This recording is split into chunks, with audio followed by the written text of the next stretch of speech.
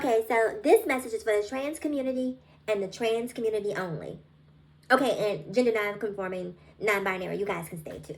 Okay, so if you are not trans or gender non-conforming or non-binary, the door is that way. Get up out of our business, okay? This ain't got nothing to do with you. This is our business. I'm gonna give you some time because I know you're nosy. I know you're nosy.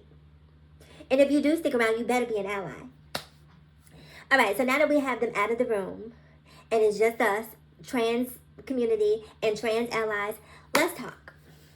You guys, I have been doing some thinking, and I've been thinking about this whole thing that we've been hearing about trans being a mental illness, right? And I'm asking you, as the unofficial leader of the trans community, because I'm nominating myself, because somebody has to step up and do this, right? Someone has to step up and figure out which direction we as a community are going to go moving forward in this Trumpian world that we are existing in right now. And the people on the right love to say that being trans is a mental illness. And we get offended by that, right? We keep pushing back. I'm not mentally ill. I know I do. I'm like, girl, who are you calling crazy? Who are you calling crazy when you're over here speaking in tongues, and all of this ridiculous stuff that you do, and you're calling me crazy? So yes, I get offended by that to some degree. But I've decided that maybe it's time for us as a community to take a page from the Republican playbook, right? Because Republicans are great at doing one thing in particular. And that one thing is spinning, right? They love to play the Uno reverse card, right? Like we've seen them do this with the word woke. Turning the word woke, because the opposite of woke, the antithesis of woke is to be asleep. When you are asleep, you are passive.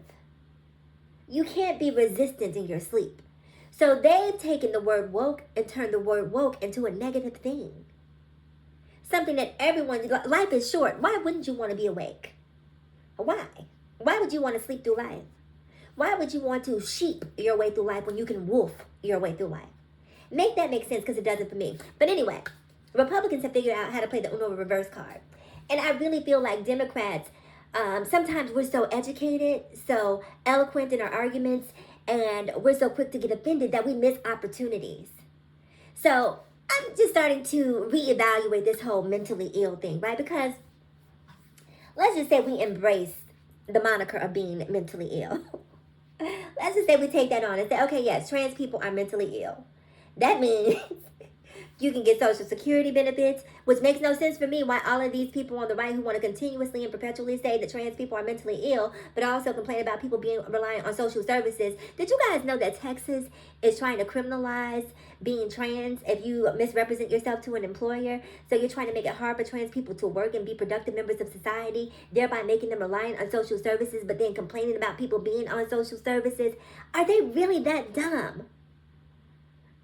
Are they really that dumb? Why would you want to prevent someone from working and then push them towards social services and then complain about people being reliant on social services?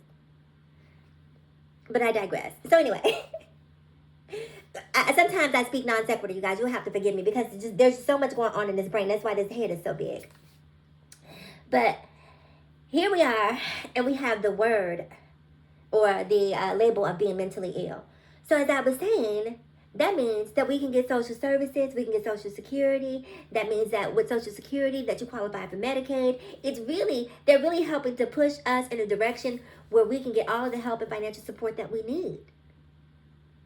So maybe accepting the label of being mental ill can work to our benefit, right? They're also trying to criminalize being trans. Can you criminalize someone for having a mental illness?